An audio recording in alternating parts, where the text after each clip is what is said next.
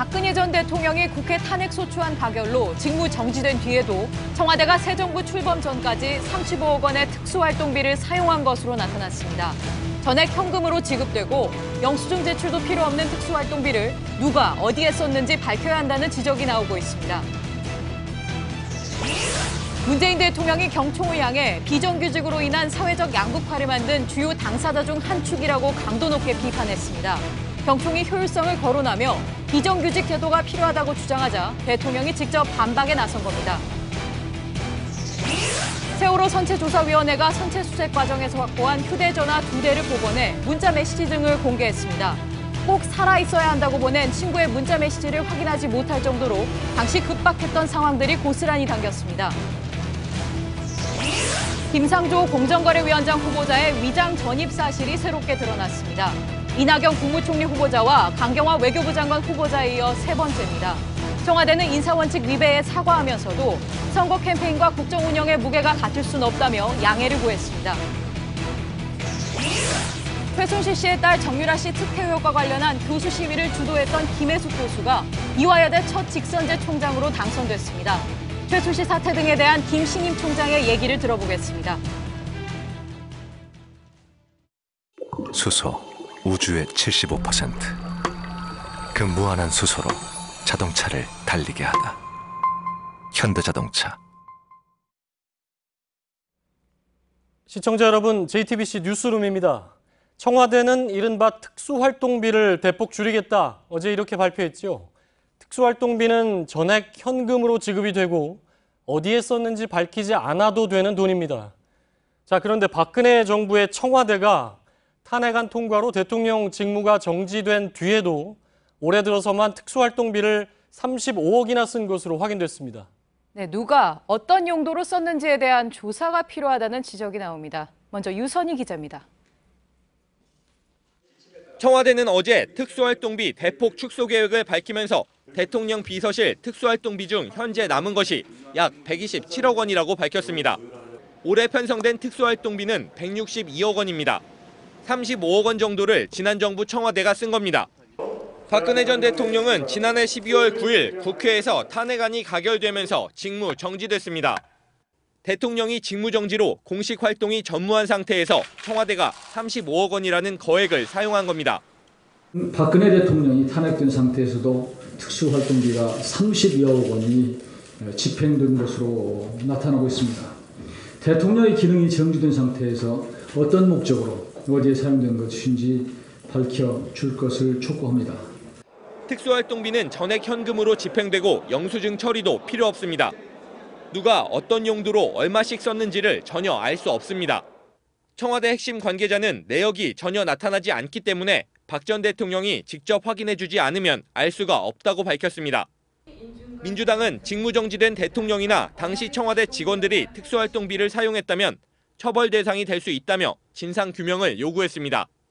박근혜 정부 청와대 관계자는 대통령 직무정지 이후 비서실에선 비서실장이나 수석들이 대외 활동을 거의 안 했기 때문에 특수활동비를 받았을 일도 거의 없었던 것으로 안다면서 왜 그렇게 큰 돈이 나갔는지 정확한 내역은 당시 총무비서관실에서 알고 있을 것이라고 말했습니다.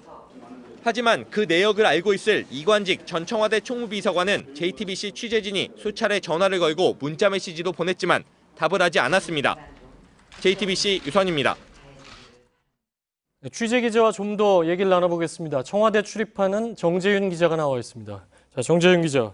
그러니까 대통령이 직무 정지된 기간에 35억을 썼다. 이건데 그 기간부터 정확히 좀 따져볼까요? 네, 1월부터 5월 9일 새 정부가 들어서기 직전까지입니다. 예. 박근혜 전 대통령이 파면된 게 3월 10일입니다. 즉 올해 박 전 대통령이 청와대에 있었던 기간에 썼다면 하루에 5천만 원 정도로 쓴 겁니다.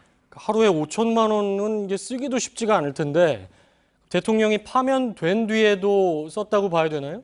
현재로서는 파악하기 좀 어려운데요. 일단 그 이후에도 썼다라고 한다면 일일 평균은 낮아지게 되겠지만 그렇다면 황교안 권한 대행 체제에서 청와대가 비어 있는데도 대통령 참모 혹은 황대행이 썼다는 얘기가 됩니다. 예. 황대행이 썼을 수도 있고 뭐 수석이 썼을 수도 있고 그거 아직 확인이 안 되는데 아무튼 35억이라는 돈이 올해 들어서만 현금으로 쓰였다. 이 부분은 확인이 된 거죠? 그렇습니다. 이 대통령이 없는 상황인데 예. 특수활동비는 계속 쓴 건데요. 예를 한번 들어보면요. 한마디로 사장이 법적 문제가 불거져서 이사회가 해고하는 상황에서 회사에서 활동비를 계속 쓰고 있던 예. 그런 상황이 되는 겁니다. 회사에서 사장이 썼나 아니면 참모들이 썼는지는 이제 확인을 해봐야 되는데 도대체 어디에 쓴 걸까요? 일단 이전 청와대 관계자들을 좀 취재해봤는데요. 특수활동비라는 게 통상 대통령이 경력금조로 많이 쓰고 또 경조사 비용으로도 쓴다고 합니다. 일부는 외교안보와 관련한 사안에 쓰이기도 하고 또 수석들에게 집행이 돼서 업무 추진비 명목으로 쓰기도 한다고 합니다. 예. 어떤 명목으로 썼던 간에 사실상 청와대 전체가 수사를 받는 상황에서 이 130여일 동안 35억 원이라는 큰 돈을 쓰고 있다는 거는 문제다 이런 지적이 많습니다. 35억이죠. 예, 35. 특수활동비라는 게 이렇게 현금으로 100% 쓰게 되고 영수증도 이제 안 남겨도 되는 거 아닙니까?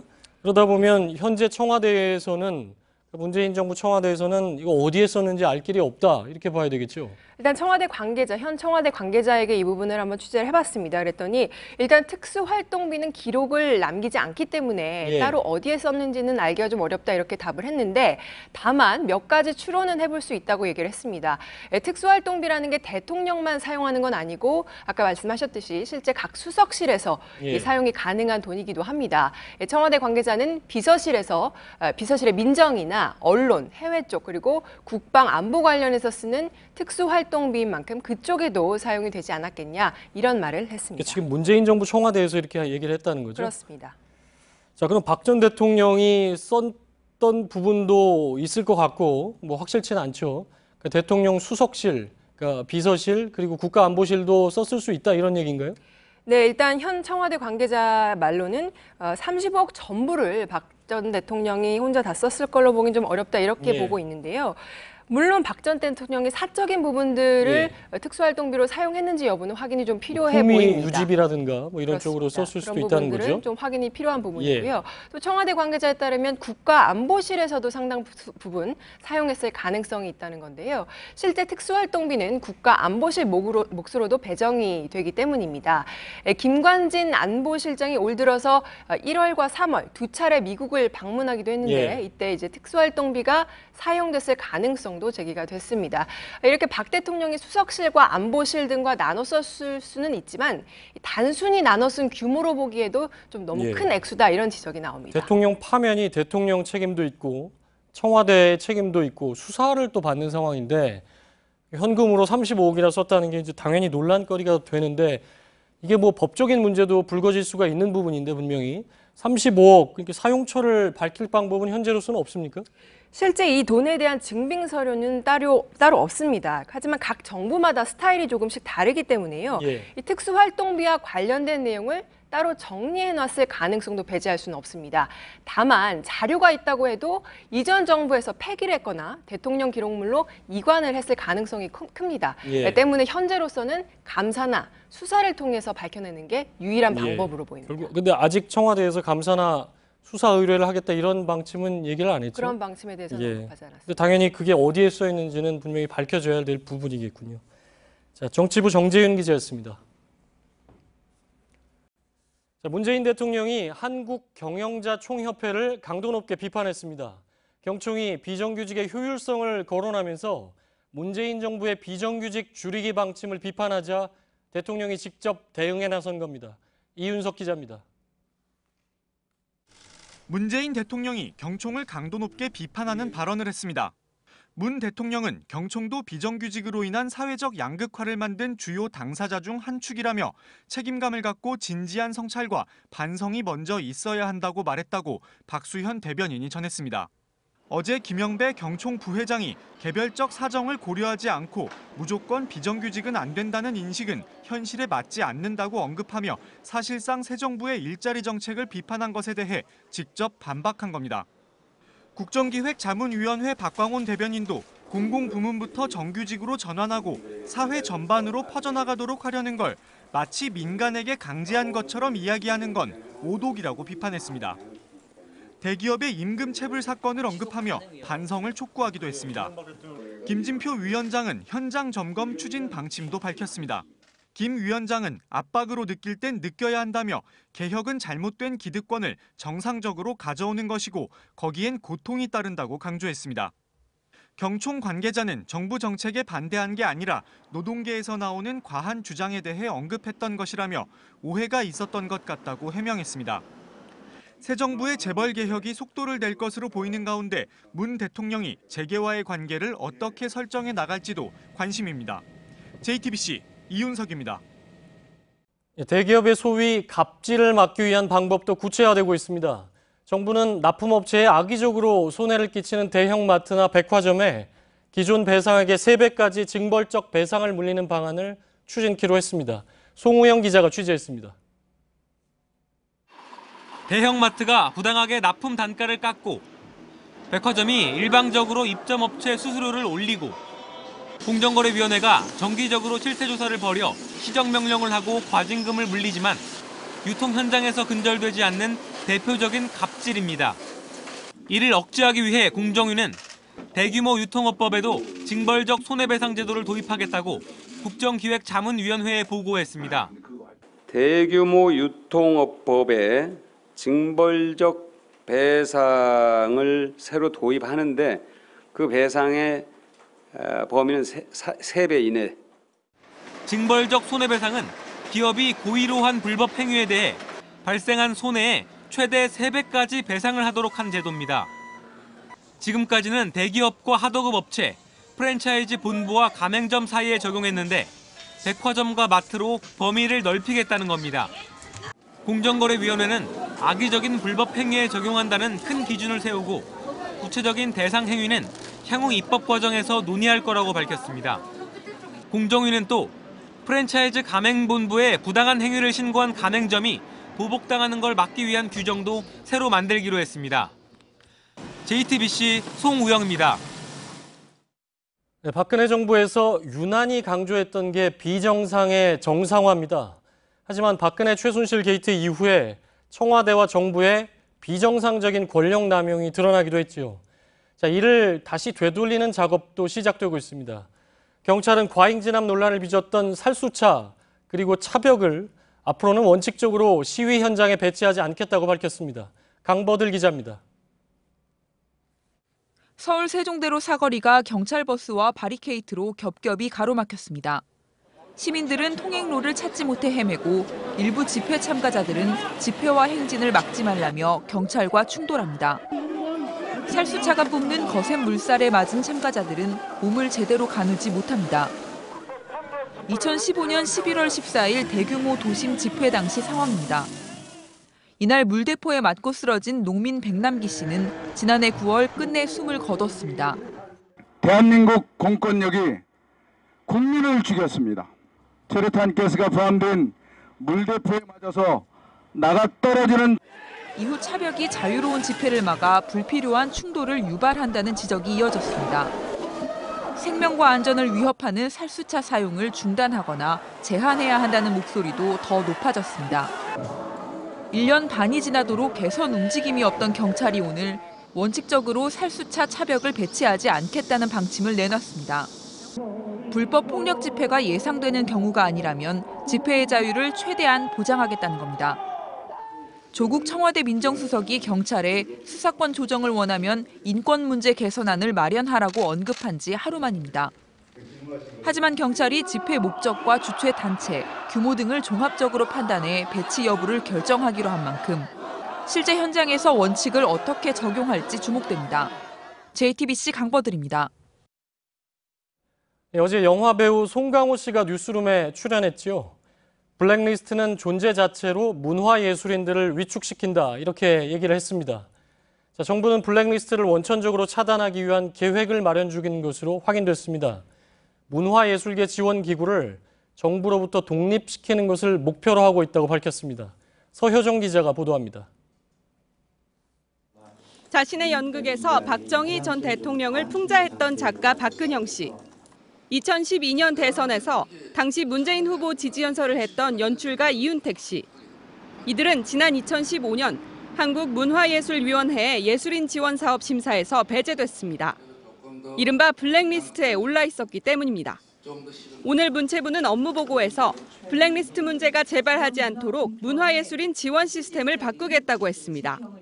지금까진 지원금 배분을 결정하는 한국문예위와 영화진흥위원회의 위원장을 문체부 장관이 임명해왔지만 앞으로는 위원장 임명권을 민간위원들에게 위임하겠다는 계획입니다. 구체적으로 어떤 방식으로 지원금을 편성할지 예술계 의견을 들어서 결정하게 되는 겁니다. 블랙리스트 사태를 역사에 남기고 거울로 삼기 위해 민간위원들로 블랙리스트 규명위원회를 구성해 연말까지 백서도 만들어 보고할 예정입니다. JTBC 서효정입니다. 꼭 살아 있어야 한다. 세월호가 침몰하던 순간 한 희생자의 휴대전화에 도착한 문자 메시지입니다. 휴대전화의 주인은 이 메시지를 끝내 확인하지 못했습니다. 선체 수색 과정에서 발견된 휴대전화의 내용 일부가 복원돼 오늘 공개가 됐는데요. 당시 급박했던 상황들이 이렇게 고스란히 담겨 있습니다. 목포신항에서 연지환 기자가 전합니다. 세월호 참사로 희생된 단원고 제2교사의 휴대전화에는 마지막까지 확인하지 못한 여러 통의 문자 메시지가 남아 있었습니다. 배가 60도 이상 기운 오전 9시 40분. 꼭 연락해야 해. 오자마자 연락할 수 있을 때 전화해야 돼 라는 메시지가 도착합니다. 발신자는 가족이나 친구 혹은 소중한 누군가였습니다. 2분 뒤, 죽으면 안 된다. 꼭 살아있어야 한다는 메시지가 다시 도착합니다. 해경 구명정과 민간어선이 속속 생존자를 구조하던 오전 10시 1분. 20분이 채 안 되는 시간 동안 생사가 갈렸습니다. 헬기 탔느냐? 다른 사람 휴대전화로라도 연락 좀 달라는 문자 메시지가 마지막으로 도착했지만 제2교사는 끝내 확인하지 못했습니다. 또 다른 희생자, 단원고 K학생의 마지막 통화 목록도 공개됐습니다. 오전 9시 37분부터 어머니로 추정되는 번호로 3통의 전화가 잇따라 걸려왔지만 받지 못했습니다. 이어 오전 9시 47분에 아버지로 보이는 마지막 전화가 걸려왔지만 통화는 성사되지 않았습니다. 이 통화 목록이 회의에서 공개되자 방청을 하고 있던 10여 명의 유가족들은 끝내 눈물을 흘렸습니다. JTBC 연지환입니다. 네, 그럼 목포신항에서 취재 중인 이가혁 기자 연결해서 좀 더 자세히 들어보겠습니다. 이가혁 기자, 희생된 단원고 교사의 스마트폰 내용이 복구된 걸 봤는데 어떻게 공개된 거죠? 네, 세월호배 안에서는 수많은 유류품이 나오고 있는데 이 중에는 희생자가 남긴 스마트폰, 디지털 카메라, 노트북 등도 상당수 있습니다. 오늘 이곳 목포신항에서 처음으로 열린 선체조사위원회 소위원회 회의에서 복원된 디지털 기기 내용이 일부 유족들의 협의를 거쳐서 공개가 됐습니다. 복원이 가능할 것으로 우선 분류된 스마트폰 15대를 서울의 민간 디지털 포렌식 업체가 넘겨받아서 작업한 끝에 이 가운데 2대를 전체 데이터를 복원하는 데 성공했습니다. 소지자의 실명은 가족들의 뜻에 따라서 공개하지 않고 단원고 제2교사 또 K학생이라고만 표현하기로 했습니다. 네, 제2교사라고 하기로 하고요. 제2교사의 스마트폰에 카카오톡 메시지 안에 참사 바로 전날 단원고 교감이 출항에 반대했던 정황도 담겼다던데요. 네, 참사 전날 세월호가 인천항을 출항하기 전 제2교사가 발송한 카카오톡 메시지 중 2개가 공개가 됐습니다. 오후 6시 42분에 안개로 못 갈 듯, 또 오후 7시 2분에는 교감은 취소를 원한다는 내용입니다. 알려진 대로 세월호는 참사 전날인 2014년 4월 15일 오후 6시 30분에 출항을 할 예정이었지만 안개로 인한 시정주의보 때문에 출항을 하지 못하다가 주의보가 해제된 뒤에 출항 허가를 받고 같은 날 밤 9시쯤에야 출항했습니다. 당시 단원고 교감이 출항을 하지 않고 또 수학여행 일정을 취소하길 원한다고도 볼 수 있는 카카오톡 메시지 내용입니다. 네, 당시 단원고 교감은 생존했습니다만 안타깝게도 참사 이틀 뒤에 스스로 목숨을 끊었죠. 그래서 이번이 명예회복을 할 수 있는 계기가 될 수도 있겠어요.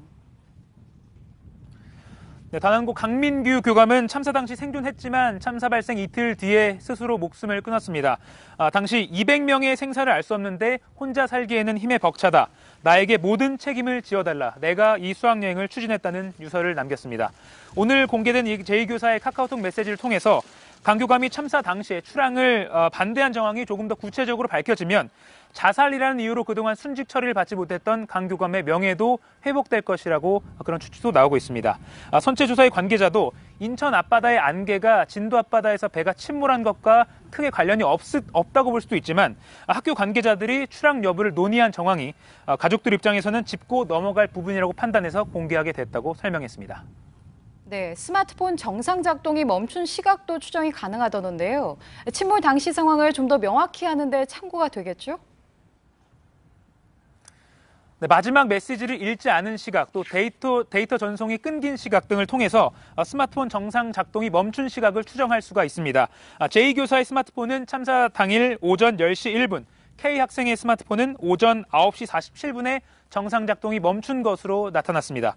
이 시각에 당사자들의 스마트폰이 분실됐거나 또는 스마트폰이 있던 장소가 침수됐다고도 추정할 수가 있습니다. 선체조사위원회는 이같이 디지털 기기가 속속 복원되면 그 데이터를 넘겨받아서 참사 당시, 침몰 당시의 상황을 파악하는 데 참조할 예정입니다.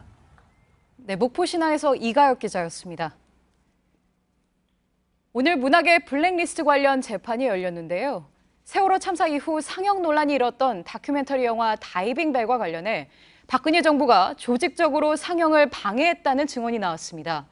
사람들이 영화를 많이 보지 못하도록 표를 사 모으는가 하면 상영을 비판하는 여론전까지 벌였다는 겁니다. 임지수 기자입니다.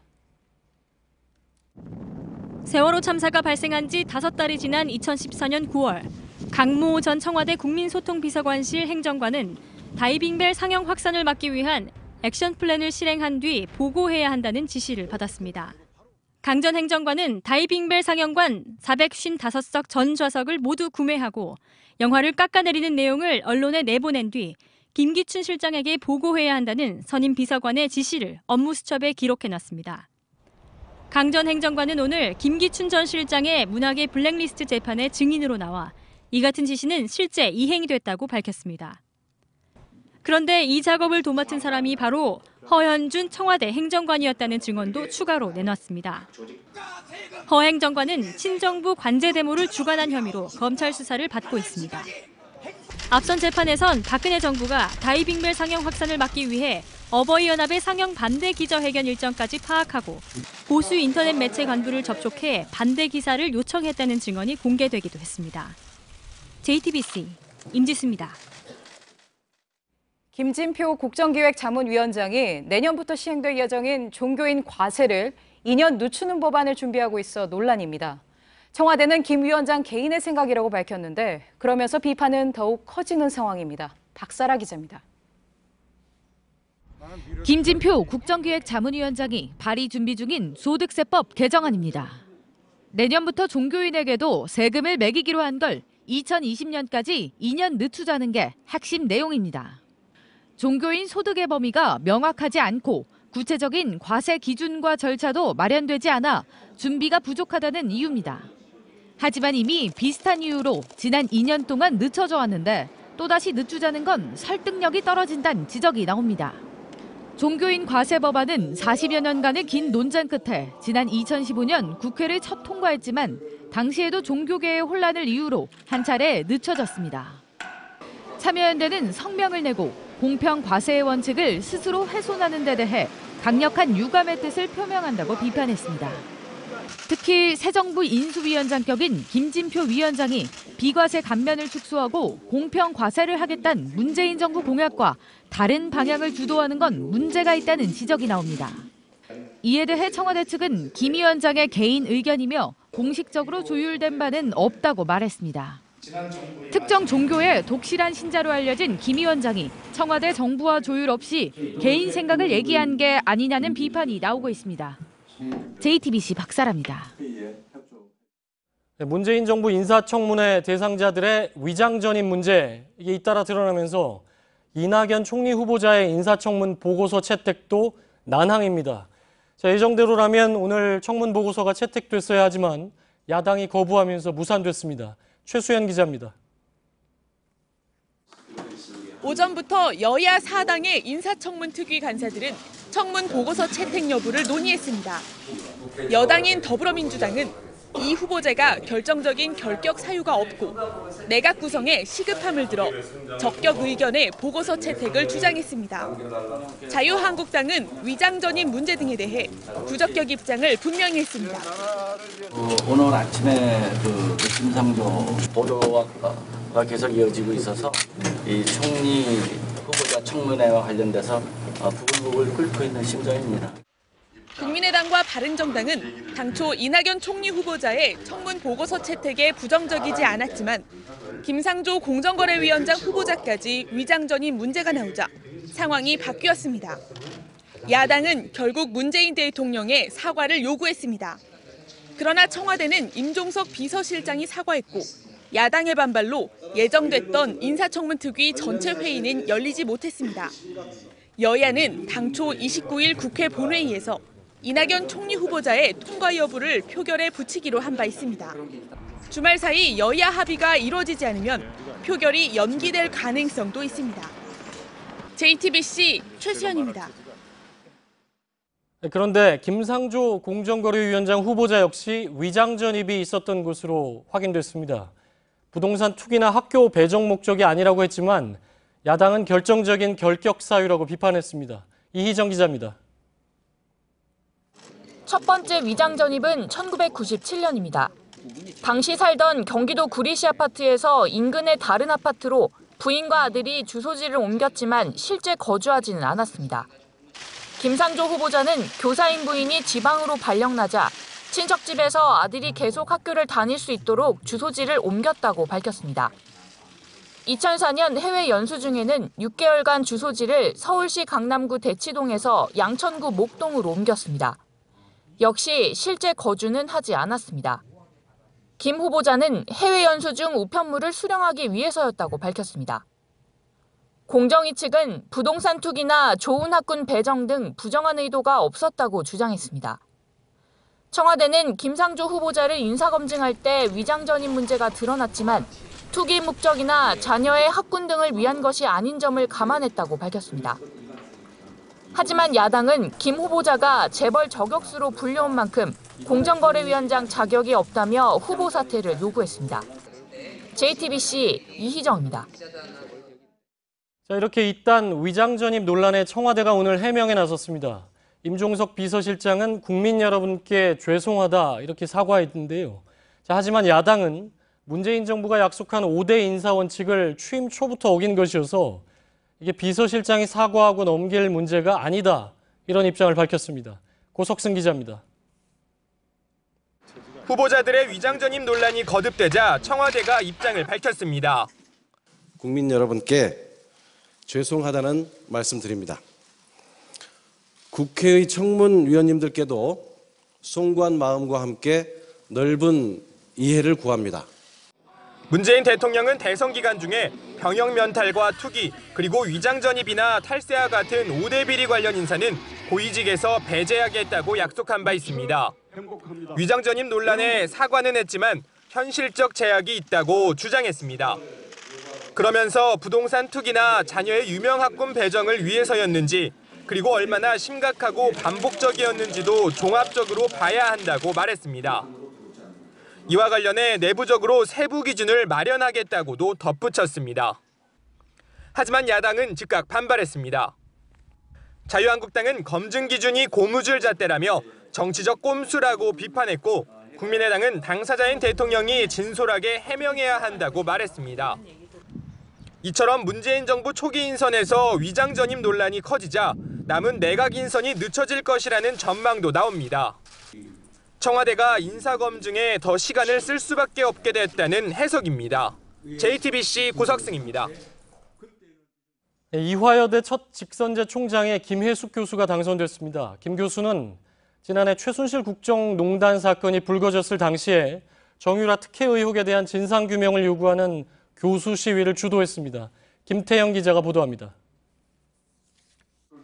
지난해 12월 최순실 국정농단 청문회장에 최경희 전 총장과 김경숙 전 교수 등 이화여대 관계자들이 출석한 장면입니다.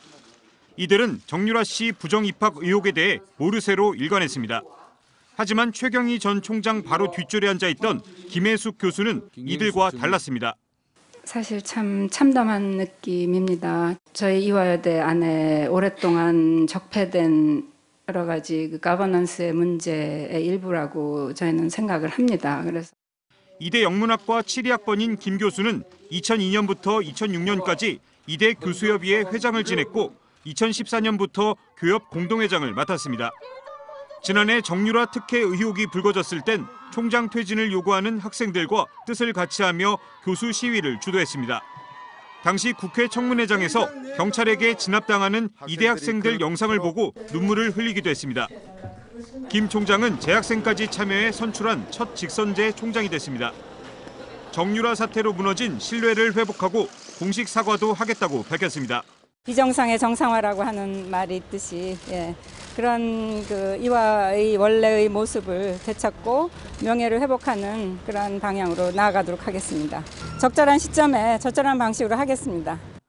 취임식은 31일 이대 창립 131주년 기념식에서 열립니다. JTBC 김태영입니다. 예, 김혜숙 신임 총장을 여기서 잠깐 연결을 해서 직접 얘기를 들어보겠습니다. 이화여대 총장실에 지금 카메라가 연결이 되어 있습니다. 김혜숙 총장님 안녕하십니까? 네, 안녕하십니까? 예, 우선 당선 축하드립니다. 예, 네, 감사합니다. 예, 무엇보다도 이제 학생들의 지지가 압도적이었죠. 95.4%가 나왔는데, 자 제자들이 이렇게 그야말로 몰표를 준 뜻 여기에 대해서는 어떻게 생각하십니까? 네, 학생들의 그 뜻은 실추된 이화 이미지를 회복하고 잃어버린 그들의 자존심을 찾아달라 그런 염원이 담겨 있다고 생각을 합니다. 예, 자, 최순실 사태가 지난해 이제 말부터 본격화되긴 했지만 세상에 드러나게 된 어떻게 보면 그 시작이 이화여대 사태에서였다 이런 평가도 나오는데 여기에 대해서는 어떻게 보십니까? 네, 뭐 일리가 있다고 생각을 합니다. 이화 학생들이 그렇게 끈질기게 어떤 순수한 가치를 지키기 위해서 본관에서 그렇게 점거농성을 하지 않았었다면 지금 우리는 굉장히 다른 상황을 맞이했으리라고 봅니다. 예. 자, 저도 그 청문회를 보면서 상당히 인상적으로 봤던 부분인데 청문회장에서 시위 중인 학생들이 경찰에 끌려나가는 동영상 나올 때 이제 눈물을 흘렸던 장면을 많이들 기억을 하고 있습니다. 아직도 학생들이 트라우마에 시달리고 있다 이런 뉴스가 나오는데요. 그 학생들은 지금은 어떻습니까? 아직도 좀 어려움을 겪는 학생들이 좀 있습니다. 그래서 그 학교에서 특별 상담 연구원을 또 모셔서 학생들을 지금 돌보고 있는 상황입니다. 많이 좋아지리라고 생각을 합니다. 예. 아까 리포트에도 잠깐 언급을 하셨는데 이화여대가 오랫동안 어려운 일을 많이 겪었 뒤에 이제 바로 취임을 하시는 건데 당장 어떤 조치를 취할 계획이십니까? 일단 저희가 그 학내 그 신뢰 문화를 좀 회복해야 합니다. 그래서 교수, 직원, 학생, 동창 이 사자 대표님들을 만나서 학내 이 갈등과 이 상처를 어떻게 치유하고 통합을 이룰 것인가의 방안을 좀 논의를 하겠습니다. 예, 알겠습니다. 저희 금요일 뉴스룸은 좀 짧아서 시간상 말씀을 여기까지만 듣겠습니다. 오늘 말씀 감사합니다. 네, 감사합니다. 예, 지금까지 김혜숙 이화여대 신임 총장과 얘기를 나눠봤습니다. 자, 의정부 경전철 운영회사 이게 개통 뒤에 6년간 3,600억이 넘는 적자를 냈는데 결국 파산했습니다. 자, 법원은 시민 편의를 위해서 경전철을 계속 운영하는 방안도 검토 중입니다. 백종훈 기자입니다. 의정부 경전철은 2012년 7월 1일 개통했습니다. 개통 전엔 하루 약 8만 명이 경전철을 이용할 것으로 전망됐습니다. 하지만 실제로는 하루 2만 명대의 승객이 이용하는 데 그쳐 지난해 말 기준으로 3,600억 원의 적자가 쌓였습니다. 운영회사인 주식회사 의정부 경전철은 결국 올해 1월 법원에 파산 신청을 했습니다. 서울회생법원은 세 차례 신문 절차를 거쳐 파산 선고를 내렸습니다. 이에 따라 파산관리인이 선임돼 기존 경영진이 물러나고 회사의 빚을 줄이는 작업이 이어집니다. 경전철 운영과 관련해서 법원은 시민 불편이 없도록 계속 운영하는 방향으로 추진할 방침입니다. 법원 측은 파산관리인과 의정부시가 협의해 빚을 줄이고 운영은 효율적으로 하는 방안을 찾을 것이라고 밝혔습니다. 하지만 경전철 운영권을 어떻게 평가할지, 또 이에 따라 회사와 의정부시 등이 운영비를 어떻게 나눠낼지 등을 놓고 이해관계가 복잡해 소송전이 벌어질 가능성도 있습니다. JTBC 백종훈입니다. 문재인 대통령의 탈원전 공약도 본격화되고 있는데요.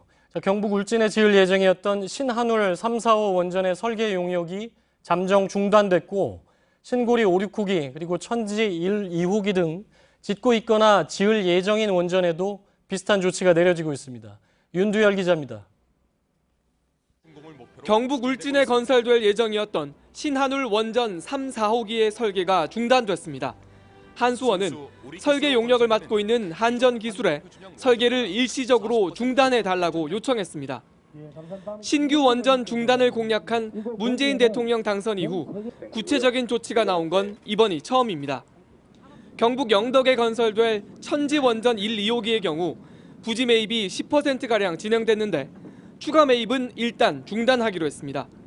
한수원 측은 정부 원칙이 정해지면 최대한 따르겠다는 입장을 밝힌 만큼 현재 27%가량의 공정률을 보이고 있는 신고리 5, 6호기 공사 중단도 가시권에 들어왔다는 분석이 나옵니다. 수명이 10년 연장된 월성원전 1호기가 계속 가동될 수 있을지 여부도 관심사입니다. 국민소송단이 월성 1호기를 즉각 중단시켜달라는 집행정지 가처분 신청 신문기일이 다음 달 5일로 정해졌습니다. 법원이 원고의 손을 들어주면 원전 가동은 곧바로 중단됩니다. 여기에 고리원전 1호기가 영구 정지되는 다음 달 18일에 맞춰 탈원전 정책의 구체적인 윤곽이 나올 것으로 보입니다. JTBC 윤두열입니다. 통일부가 남북 접경 지역의 말라리아 방역을 위한 남북 간 접촉 신청을 수리했습니다. 1년 4개월 만에 남북 간 민간 교류 접촉이 허용됐는데요. 안익은 기자가 그 배경을 취재했습니다. 지난해 1월 이후 막혔던 남북 간 민간 교류가 첫 물꼬를 텄습니다. 민간 단체인 우리민족 서로돕기 운동본부가 지난 2일 남북 접경 지역 말라리아 방역을 위해 남북 간 접촉을 신청한 걸 통일부가 수리했습니다. 민간 교류 등 이런 사안들에 대해서는 국제사회의 대북 제재 틀을 훼손하지 않는 범위 내에서 지속적으로 유연하게 검토해 나갈 계획입니다. 정부가 인도적 지원 등 대북 민간 교류 채널은 열어놓고 군사적 도발에 대한 대북 제재는 지속한다는 대화와 제재, 투트랙 방침을 밝힌 지 나흘 만에 변합니다. 우리민족 서로돕기 운동본부는 북측과 접촉한 뒤 살충제와 말라리아 진단 키트 등을 보낼 예정입니다. 통일부는 현재 어린이 어깨동무 등 북측과의 접촉을 신청한 20여 건도 사안의 시급성과 필요성을 검토해 순차적으로 수리할 계획입니다. 다만 정부가 대북 제재의 틀을 훼손하지 않는다는 명확한 한계를 긋고 있어 민간 교류의 허용 범위를 어디까지 확대할지는 의문입니다. 당장 다음 달 6.15 공동행사를 평양이나 개성에서 열겠다고 한 6.15 남측위원회의 접촉 신청을 수리할지도 지켜봐야 합니다. JTBC 안의근입니다. 교황청에 특사로 파견된 김희중 대주교가 프란치스코 교황에게 미국과 쿠바의 국교 정상화를 중재했던 방식으로 교황청에 한반도 평화 정착을 도와달라고 요청했다고 밝혔습니다. 교황은 2014년 당시 오바마 미국 대통령과 카스트로 쿠바 국가평의회 의장에게 편지를 보내서 양국 관계 개선을 촉구한 뒤 양국 대표를 바티칸으로 불러서 담판을 짓게 했습니다. 네, 모처럼 쾌청한 봄을 만끽하고 계신가요? 날씨도 맑은데 미세먼지까지 사라진 덕분이죠. 제 뒤로 보이는 사진들은 오늘 시민들이 직접 찍어 보내주신 겁니다. 공기가 투명해지면서 사람들 얼굴도 덩달아 밝아졌습니다. 그런데요, 이게 오래 갈 것 같진 않습니다. 일요일부터 중국에서 다시 미세먼지가 몰려올 전망인데요. 미세먼지를 줄이기 위한 정책이 오늘 환경부의 국정기획자문위원회 보고에서 집중적으로 다뤄졌습니다. 윤정식 기자입니다. 환경부는 이번 정부에서 사회 분야의 핵심적인 역할을 하게 됩니다. 물 관리 기능을 국토부로부터 넘겨받고 미세먼지와 화학물질 관리 등 국민들의 관심이 가장 큰 문제를 해결해야 하기 때문입니다. 오늘 국정기획자문위에 보고한 환경부의 첫째 업무도 미세먼지 저감 대책이었습니다. 먼저 초미세먼지 관리 기준이 강화됩니다. 하루 평균치를 현재는 세제곱미터당 50 마이크로그램 이하로 관리하던 것을 35 마이크로그램으로 연간으로는 25 마이크로그램에서 15 마이크로그램으로 낮추겠다는 겁니다. 이는 미국과 일본 등 선진국의 기준과 비슷한 수준이지만 WHO 권고 기준에는 미치지 못합니다. 그래도 기준이 강화되면 이에 맞추기 위해 대기 오염물질을 배출하는 생산시설이나 발전소의 배출 허용 기준 강화가 불가피합니다. 그동안 미흡하다는 평가를 받아온 중국발 미세먼지에 대한 대책도 논의됐습니다. 그동안에는 이 주제를 양국 장관급 회의에서만 다뤘는데 앞으로 정상외교의 주요 의제로 논의 틀을 격상시키겠다는 겁니다. 하지만 이 방안은 상대방이 있는 만큼 일방적인 우리 의지만으로 성사될 수 있는지는 의문입니다. 환경부 산하 지속가능발전위원회와 총리실 산하 녹색성장위원회를 합쳐 대통령 직속의 지속가능위원회로 격상하는 방안도 추진됩니다. 지속가능위원회는 내년까지 2030년 국가 지속가능 발전 목표를 설정하고 이 목표의 이행 전략을 마련해 나갈 것입니다. 새 정부는 이 기구를 통해 국가 경제 정책을 개발 위주에서 환경 중심으로 바꾸겠다는 계획입니다. JTBC 윤정식입니다. 가습기 살균제에 노출된 인구가 400만 명에 달한다는 환경부의 연구 결과가 나왔습니다. 논란이 시작된 지 7년 만에 나온 첫 정부 차원의 조사 결과인데요. 천식을 피해 질환으로 인정하는 새로운 판정 기준도 다음 달 발표될 예정입니다. 신진 기자의 단독 보도입니다. 가습기 살균제 참사 피해자들은 정부가 피해 규모조차 제대로 파악하지 못하고 있다고 비판해왔습니다. 그런 지적에 힘이 실리게 됐습니다. 가습기 살균제에 노출된 인구가 400만 명에 달한다는 연구 결과가 오늘 발표됐습니다. 지난해 6월 환경부의 용역을 받아 한 환경 관련 학회가 조사한 내용입니다. 가습기 살균제에 노출된 뒤 건강에 문제가 생긴 경우는 40만 명에서 50만 명이란 겁니다. 또 새로운 병을 얻은 사례는 최대 30만 명, 앓고 있던 병이 악화된 경우도 20만 명에 달하는 것으로 조사됐습니다. 하지만 지금까지 접수된 공식 신고 건수는 5,584명뿐입니다. 99%를 어떻게 찾아내느냐 하는 게 가장 중요한 관건이 될 것 같습니다. 전 국민을 대상으로 대규모 역학조사를 해야 된다고 생각합니다. 또 지금까지 정부는 폐가 딱딱해지는 이른바 폐섬유화에 대해서만 피해를 인정해왔습니다. 그 사이 다양한 증상을 호소하는 피해자들이 방치되고 있다는 지적이 커졌습니다. 첫째 아이 같은 경우에는 폐렴이랑 경련이랑 심하게 하다가 천식으로 진단받고, 둘째 아이는 태어나자마자 비염을 받더라고요. 이와 관련해 정부는 천식도 가습기 살균제 피해 질환으로 인정하는 새로운 판정 기준을 만든 것으로 확인됐습니다. 환경부 산하의 폐 이외 질환 검토위원회 관계자는 다음 달 초 공청회를 통해 새 기준을 발표하고 구체적인 적용 시기를 확정하겠다고 밝혔습니다. 가습기 살균제 증후군이라는 개념을 만들어 천식은 물론 피부 질환과 간 손상 등도 큰 틀에서 인정하는 방안을 검토 중입니다. JTBC 신진입니다. 트럼프 미국 대통령이 첫 해외 순방길에 오르자 미국 언론들은 실수만 안 하면 다행이라고 했었습니다. 아니나 다를까 이딴 돌발 행동으로 빈축을 사기까지 했습니다. 부인과 딸도 화제를 만들었습니다. 윤서령 기자입니다. 북대서양 조약기구 나토 회원국 정상들 틈에 서 있던 트럼프 대통령. 갑자기 몬테네그로의 마르코비치 총리를 거칠게 밀쳐내고 맨 앞으로 나옵니다. 사과는커녕 당연하다는 듯한 행동에 미국 언론들은 깡패나 다름없다고 썼습니다. 마크롱 프랑스 대통령과 악수 장면에선 손을 위아래로 여러 차례 흔들다가 이를 악무는 표정이 포착됐습니다. 트럼프가 손을 놓으려 하자 이번엔 마크롱이 놔주지 않습니다. 방위비 분담금 등 두 정상의 첨예한 입장차가 팽팽한 기싸움으로 이어졌다는 해석이 뒤따랐습니다. 독일 메르켈 총리의 악수 요청을 거부하고 일본 아베 총리와는 19초간 긴 악수를 한 데 이어 또 한 번 악수 논란을 부른 겁니다. 사우디아라비아에선 히잡을 쓰지 않고 바티칸에서만 베일을 쓴 부인 멜라니아도 뉴스를 장식했습니다. 2015년 미셸 오바마가 사우디를 방문했을 때 히잡을 쓰지 않은 데 대해 당시 트럼프가 그들을 모욕했다고 비난했었는데 이중잣대라는 지적이 나왔습니다. 딸 이방카는 식당에 걸린 사진 속 이탈리아 유명 축구 선수를 성인으로 착각해 누구냐고 묻기도 했습니다. JTBC 윤서령입니다. 해변에서 갑자기 바다 쪽으로 쏠려나가는 파도를 이한류라고 하는데요.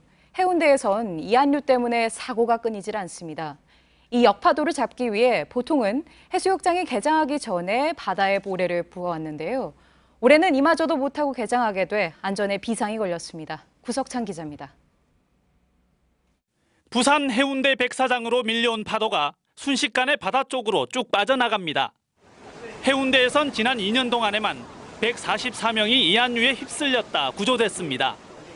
물속 가파른 굴곡을 메우면 조금 나아지기 때문에 해마다 해수욕장 개장 전 25톤 트럭 90대 분량의 모래를 부어왔습니다. 해운대 해수욕장은 6월 1일 개장하지만 올해는 남해안 바닷모래 채취 중단 사태로 모래 수급에 차질이 생기면서 개장 전 모래 붓기가 무산된 상태입니다. 모래 붓기는 6월 20일쯤이나 가능할 것으로 보여 공백 기간 물놀이객들의 안전이 우려됩니다. 그나마 축적된 정보로 구동되는 이한류 예측 시스템이 더 정교해지고 태풍 상륙 2, 3일 전 날씨가 좋더라도 이한류가 더 잦아진다는 사실을 새로 알아낸 건 다행입니다. 경계 발령을 냈을 때 5분에서 한 10분 사이에 이한류가 발생할 확률이 한 80% 정도가 됐기 때문에 저희가 이제 문자 방송을 보내드리고 해경과 119 수상 구조대는 한꺼번에 20명을 구할 수 있는 대형 튜브와 구조 요원을 확충하고 이한류 빈발 지점에 경고판을 세우는 등 대비를 강화하고 있습니다. JTBC 구석찬입니다.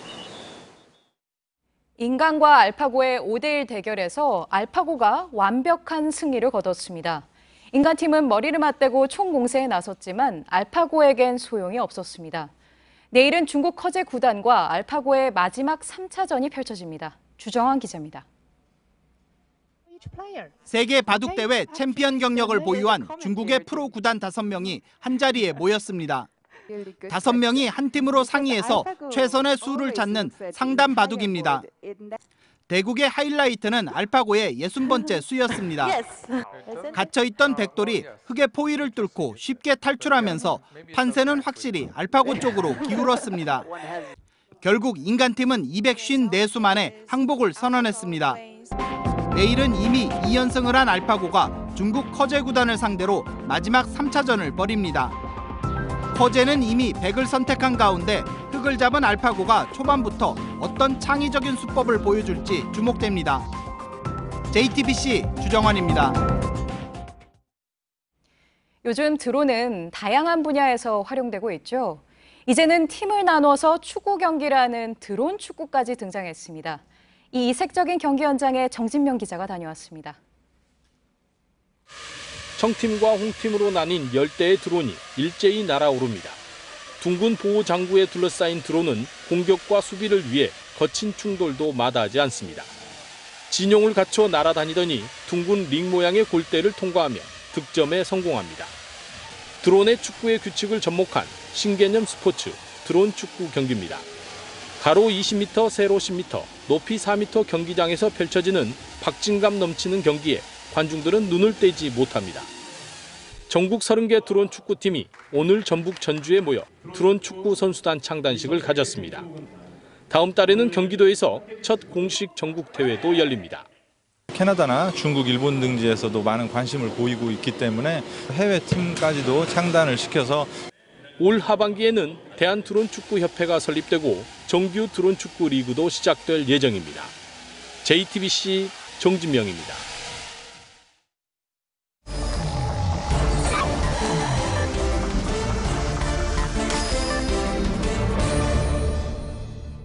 네, 금요일 비하인드 뉴스는 정치부 김혜미 기자와 함께하죠. 자, 김혜미 기자가 나와 있습니다. 첫 번째 키워드 볼까요? 네, 첫 번째 키워드는요. 업무보고 유출죄입니다. 지금 국정기획자문위, 그러니까 문재인 정부의 인수위죠. 이곳에서 각 부처로부터 업무보고를 받고 있는데요. 오늘 오후 2시에 원래 국민안전처의 업무보고가 예정이 돼 있었는데 갑자기 취소가 됐습니다. 그 이유는 이랬는데요. 먼저 들어보시죠. 사유는 국민안전처의 업무보고 보고서가 분과위원들에게 전달되기도 전에 유출이 돼서 기사화된 탓입니다. 예, 업무 보고가 이렇게 갑자기 취소가 되는 건 굉장히 드문 일인데 업무 보고 하기 전에 기사가 먼저 난 모양이죠? 네, 기사를 저희가 좀 준비를 했는데요. 보시면은 그 업무 보고가 시작되기 2시간 전에 나온 기사입니다. 그 내용을 확인해 보면 이제 관계자들에게 일부 내용을 확인한 게 아니라 보고서 자체를 통째로 입수해서 쓴 기사입니다. 기획자문위는 확정되지 않은 내용이 보도가 되면 국민들에게 정책적인 혼란을 준다 이렇게 얘기를 하면서 일단 오늘 안전처의 업무 보고를 취소했고요. 다음 일정도 잡지 않았습니다. 아주 이례적인데 국민안전처 같은 경우는 박근혜 정부에서 그 세월호 참사 이후에 급조된 곳 아닙니까? 이번에 없앤다 뭐 이런 얘기가 나왔었던 곳이기도 하죠. 네, 그랬습니다. 그랬는데 이번에 이제 언론을 통해서 공개된 안전처의 업무 보고에는 조직 해체와 관련한 내용이 담겨 있지 않았습니다.